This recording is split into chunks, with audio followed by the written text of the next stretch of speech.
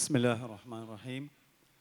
സമാദരണീയരായ നേതാക്കളെ, അതിഥികളെ, അസബാഹിൻ്റെ സാരഥികളെ, പ്രിയപ്പെട്ട സഹപ്രവർത്തകരെ, വിദ്യാർത്ഥിനികളെ, സലാമുല്ലാഹി അലൈക്കും വറഹ്മത്തുഹു വബറകാതുഹു.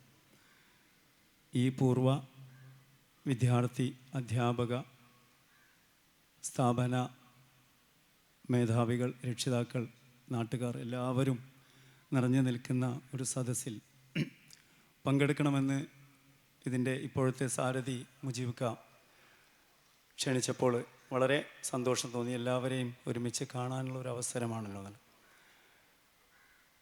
സാന്നിധ്യം മതിയാകും, സംസാരം വേണ്ടി വരില്ല എന്ന സമാധാനത്തിൽ ഇരിക്കുമ്പോഴാണ് വിളിച്ചത്. അതിനിടയിൽ ഫുക്കാർ സംസാരിച്ചുകൊണ്ട് ഒരു ആശ്വാസം കിട്ടി. 98 ബിരുദ പഠനം കഴിഞ്ഞ് മെയ് മാസത്തിൽ പരീക്ഷ കഴിഞ്ഞ് ജൂൺ മാസത്തിലാണ് ഞാനിവിടെ അധ്യാപകനായിട്ട് ജോയിൻ ചെയ്യുന്നത്. പക്ഷേ അതിന് 2 കൊല്ലം മുമ്പ് തന്നെ ബിരുദ വിദ്യാർത്ഥി ആയിരിക്കുമ്പോൾ തന്നെ കോളേജ് അധ്യാപകനായി പഠിപ്പിച്ച് ജോലി ചെയ്തുകൊണ്ടിരുന്ന ഒരാളാണ് ഞാൻ. അഫ്ദലുമ സെക്കൻഡ് ഇയറിന് പഠിക്കുമ്പോഴാണ് ഞാൻ കുമരനല്ലൂർ ഇസ്ലാഹിയ കോളേജിൽ അധ്യാപകനായി ചേരുന്നത്. സെക്കൻഡ് ഇയർ വിദ്യാർത്ഥിയായിരുന്ന ഞാൻ അന്ന് തേർഡ് ഇയറിന് ക്ലാസ് എടുക്കുകയും ചെയ്തിരുന്നു. ഒരു വർഷം കഴിഞ്ഞ് ബുസ്താനുൽ അറബിക് കോളേജിൽ അധ്യാപകനായിട്ട് ജോലി ചെയ്യുമ്പോൾ ഞാൻ ഫൈനൽ ഇയർ വിദ്യാർത്ഥിയാണ്, അതോടൊപ്പം ബുസ്താനുൽ അധ്യാപകനുമാണ്. അവിടെ അന്ന് ഞാൻ പിതൃതുല്യനായി കാണുന്ന എൻ്റെ ഉപ്പാടെ സതീർത്ഥ്യനായിരുന്ന ഇബ്രാഹിംകുട്ടി മൗലവി അന്ന് അവിടെ പ്രിൻസിപ്പളായിരുന്നു. അസീബ് ഉസ്താദ് അതിൻ്റെ മാനേജ്മെൻറ്റിലുണ്ട്. അങ്ങനെയാണ് ഞാനവിടെ അധ്യാപകനായി ജോലി ചെയ്യുന്നത്. ആ വർഷം അവിടെ കഴിഞ്ഞപ്പോൾ ഇബ്രാഹിംകുട്ടി മൗലവി തിരിച്ച് അസബായിലേക്ക് വരുമ്പോൾ എന്നോട് പറഞ്ഞു, ഹിലാലെ നീ അവിടെ അങ്ങോട്ട് പോരെ, അവിടെ വീടിൻ്റെ അടുത്തല്ലേ, അവിടെ ജോയിൻ ചെയ്യണമെന്ന് പറഞ്ഞു. അങ്ങനെയാണ് 98 ബിരുദം പൂർത്തിയാക്കിയ തൊട്ടടുത്ത മാസം ഇവിടെ അധ്യാപകനായി ജോലി ചെയ്യുന്നത്. 2-3 വർഷമാണ് ഇവിടെ അധ്യാപകനായിട്ടുണ്ടായിരുന്നത്. പിന്നീട് ഞാൻ എൻ്റെ ഗവേഷണ പഠനവുമായി ബന്ധപ്പെട്ട് ഫെലോഷിപ്പ് കിട്ടിയപ്പോൾ പോവുകയാണ് ഉണ്ടായത്. നമ്മൾ ഇപ്പോൾ ഞാൻ അതുപോലെ ഇവിടുന്ന് വിദ്യാർത്ഥിയായി പഠിച്ചിറങ്ങിയ ഡോക്ടർ ഫുക്കാർ, അതുപോലെ ഇവിടുത്തെ മുൻ അധ്യാപകനായിരുന്ന ഡോക്ടർ യഹിയ ഖാൻ, ഞങ്ങളൊക്കെ ജോലി ചെയ്യുന്നത് ഉന്നത വിദ്യാഭ്യാസ മേഖലയിലാണ്, കോളേജ് എഡ്യൂക്കേഷനിലാണ്. യഥാർത്ഥത്തിലൊരു സ്ഥാപനം പഴയ പോലെ അല്ല, 50 വർഷം കഴിഞ്ഞു. എല്ലാ മേഖലയിലും നമുക്കറിയാം കഴിഞ്ഞ 50 വർഷത്തെ വളർച്ച അടുത്തൊരു 5 കൊല്ലം കൊണ്ട് നേടുന്ന ഒരു കാലമാണ്. ഒരു 20-30 കൊല്ലം മുമ്പ് ഒരു 10 വർഷത്തെ വളർച്ച എന്ന് പറയുന്നത് ഇന്ന് 2-3 കൊല്ലം കൊണ്ട് അതിനേക്കാൾ വലിയ മാറ്റം ഉണ്ടാകുന്ന കാലമാണ്. ഇൻസ്റ്റിറ്റ്യൂഷനുകളൊക്കെ അതിൻ്റെ ഗുണനിലവാരത്തെ കൂടുതൽ ഫോക്കസ് ചെയ്യുകയും ഗുണനിലവാരം വർദ്ധിപ്പിക്കുവാൻ ആവശ്യമായ കാര്യങ്ങളെക്കുറിച്ച് അതീവ ഗൗരവത്തോടുകൂടി ചിന്തിക്കുകയും ചെയ്യുക എന്നുള്ളത് വളരെ അനിവാര്യമായ ഒരു കാലത്താണ് നമ്മൾ ജീവിക്കുന്നത്. സംസ്ഥാന ദേശീയ ഗവൺമെൻറ്റുകൾക്ക്, വിദ്യാഭ്യാസ വകുപ്പുകൾക്കൊക്കെ അതിന് കൃത്യമായ ചില ഘടനകളും സംവിധാനങ്ങളുമുണ്ട്. ഉന്നത വിദ്യാഭ്യാസ സ്ഥാപനം എന്ന നിലക്ക് അത്തരം റെക്കഗ്നീഷനുകൾ, അത്തരം അംഗീകാരങ്ങൾ നേടിയെടുക്കുക എന്നുള്ളത് വളരെ അനിവാര്യമാണ്. അത്തരമൊരു ഘട്ടത്തിലാണ് നമ്മൾ നിൽക്കുന്നത്. ആ രീതിയിലേക്ക് നമ്മൾ വളരെ ഗൗരവപൂർവ്വം മാനേജ്മെൻറ്റും രക്ഷിതാക്കളും പൂർവ്വ വിദ്യാർത്ഥികളുമൊക്കെ ആലോചിക്കണമെന്നുള്ളതാണ്.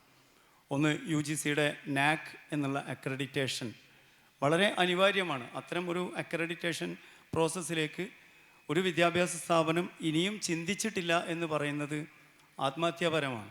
അതുകൊണ്ട് നാഷണൽ അസസ്മെൻറ്റ് ആൻഡ് അക്രഡിറ്റേഷൻ കൗൺസിലിൻ്റെ അംഗീകാരം വാങ്ങിക്കുവാനുള്ള ശ്രമം നമ്മൾ ആരംഭിക്കണം. അതുപോലെ തന്നെ NIRF എന്ന് പറയുന്ന നാഷണൽ ഇൻസ്റ്റിറ്റ്യൂഷണൽ റാങ്കിങ് ഫ്രെയിംവർക്ക് എന്ന് പറയുന്ന സംവിധാനം, ദേശീയ തലത്തിൽ സ്ഥാപനങ്ങളെ വിലയിരുത്തി റാങ്കിങ് നൽകുന്ന സംവിധാനമാണ്. NIRFനെ ചുവട് പിടിച്ചുകൊണ്ട് KIRF ഇവിടെ ഇൻട്രൊഡ്യൂസ് ചെയ്തു സംസ്ഥാന സർക്കാർ, കേരള ഇൻസ്റ്റിറ്റ്യൂഷണൽ റാങ്കിങ് ഫ്രെയിംവർക്ക്. KIRFൻ്റെ ആദ്യത്തെ റാങ്ക് ലിസ്റ്റ് കഴിഞ്ഞ ദിവസമാണ്, ഏതാനും ദിവസങ്ങൾക്ക് മുമ്പാണ് പുറത്തിറങ്ങിയത്. അപ്പോൾ ആ രീതിയിലുള്ള ഉത്തരവാദപ്പെട്ട സർക്കാർ സംവിധാനങ്ങളുടെ ഇത്തരം അക്രഡിറ്റേഷൻ പ്രോസസ്സുകളിലേക്ക് നമ്മൾ ഇടിച്ചു കയറി ചെല്ലണം. ആരും വിളിക്കുകയില്ല. സർക്കാർ കോളേജുകളെ പോലും നാക്കോ അല്ലെങ്കിൽ NIRF ഒന്നും നിങ്ങൾ ചെയ്യൂ, നിങ്ങൾ അഫിലിയേഷന് വേണ്ടി അപേക്ഷിക്കൂ, നിങ്ങൾ ചെയ്യണം എന്നൊന്നും ആരും പറയില്ല. ഇൻസ്റ്റിറ്റ്യൂഷനിൽ അവിടുത്തെ അധ്യാപകർ അവരുടെ താല്പര്യം കൊണ്ട് മാത്രം ചെയ്യുന്ന അതിസങ്കീർണമായ ഒരു പ്രോസസ്സാണ്. അത്തരം പ്രോസസ്സുകളിലേക്ക് നമ്മൾ പോകണം. ഇവിടുത്തെ ഉത്തരവാദപ്പെട്ട സർക്കാർ സംവിധാനങ്ങളുടെ അഫിലിയേഷനും അംഗീകാരവും നേടിയെടുക്കുവാനുള്ള ബോധപൂർവമായ ശ്രമങ്ങളിലേക്ക് നമ്മൾ കടന്നു വരണം. ആരും നമ്മെ വിളിച്ചു കൊണ്ടുപോകില്ല. ഗുണനിലവാരം എന്നുള്ളത് വളരെ പ്രധാനമാണ്. ഈ പറഞ്ഞ പോലെ നമ്മുടെ കുട്ടികൾ എവിടെയൊക്കെ പ്ലേസ്ഡ് ആകുന്നു എന്നുള്ളത്, ഇപ്പോൾ ഫുക്കാറിനെ പോലെ നമുക്ക് ഉയർത്തി കാണിക്കാനുള്ള ആളുകളുണ്ട്. ജാഫർ ഇവിടെ സദസ്സിലുണ്ട്, എൻ്റെ വിദ്യാർത്ഥിയാണ്. വളരെ അഭിമാനത്തോടു കൂടി ജാഫറിനെ നമുക്ക് ഉയർത്തി കാണിക്കാൻ സാധിക്കുന്ന കുട്ടിയാണ്. ആ രീതിയിൽ ധാരാളം കുട്ടികൾ പുറത്തിറങ്ങുകയും അവർ സമൂഹത്തിൻ്റെ വിവിധ മേഖലകളിൽ അവരുടേതായ രീതിയിൽ സേവനം അർപ്പിക്കുകയും ചെയ്യുക എന്നുള്ളതാണ് ഒരു ഇൻസ്റ്റിറ്റ്യൂഷനെ സംബന്ധിച്ചിടത്തോളം ഏറ്റവും പരമപ്രധാനമായ ഒരു കാര്യമെന്നുള്ളത്. ആ രീതിയിലേക്ക് നമ്മുടെ സ്ഥാപനം വളർന്നു വരേണ്ടതുണ്ട്. ആ നിലക്ക് പ്രത്യേകിച്ച് ഹയർ എഡ്യൂക്കേഷൻ ഡിപ്പാർട്ട്മെൻറ്റിൽ വർക്ക് ചെയ്യുന്ന ഞങ്ങളെപ്പോലെയുള്ള ആളുകൾ ഞങ്ങളുടെ എല്ലാവിധ സാങ്കേതികമായ സപ്പോർട്ടും സഹകരണവും അതിന് വേണ്ട മാർഗനിർദ്ദേശവും നൽകാൻ ഞങ്ങൾ സന്നദ്ധരാണ്. അത്തരം ഒരു ഗൗരവതരമായ ശ്രമങ്ങളിലേക്ക് നമ്മൾ പോകണം എന്ന് സൂചിപ്പിക്കുകയാണ്. ഡോക്ടർ അബ്ദുൽ ഹസീബ് സാറിൻ്റെ സാന്നിധ്യം, അക്കാദമിക നേതൃത്വം, അത് തീർച്ചയായിട്ടും സ്ഥാപനത്തിന് ഗുണപരമായ വളർച്ച ഉണ്ടാക്കുമെന്നതിലൊരു സംശയമില്ല. അതീവ മത്സര അധിഷ്ഠിതമായ ഒരു സാഹചര്യത്തിലാണ് നമ്മൾ മുന്നോട്ട് പോകുന്നത്. ഒരു കാലഘട്ടത്തിൽ ഉയർന്ന ഡിഗ്രി ഉണ്ടെങ്കിൽ ജോലി തേടി വരുന്ന ഒരു കാലം ഉണ്ടായിരുന്നു. ആ കാലം മാറുകയും ഉയർന്ന ഡിഗ്രികൾ പോരാ, നല്ല കോമ്പിറ്റൻസി, നല്ല കഴിവും പ്രാപ്തിയും ഉള്ള ആളുകൾക്ക് മാത്രമാണ് ജോലി അല്ലെങ്കിൽ ഒരു പ്ലേസ്മെൻറ്റ് പുറത്താണെങ്കിലും നാട്ടിലാണെങ്കിലും ലഭിക്കുന്ന ഒരു കാലമാണ്. നോളജിനൊപ്പം സ്കില്ലും ഉണ്ടാവുക എന്നുള്ളത് വളരെ പ്രധാനമാണ്. ഭാഷ എന്നുള്ളത് ഒരു അറബിക് കോളേജ് എന്ന നിലയ്ക്ക് ഭാഷ എന്നുള്ളത് നമുക്ക് നൽകേണ്ടത് കോൺഫിഡൻസാണ്, ആത്മവിശ്വാസമാണ്. ആത്മവിശ്വാസത്തോടു കൂടി ഭാഷ കൈകാര്യം ചെയ്യാൻ സാധിക്കണം എന്നുള്ളതാണ്.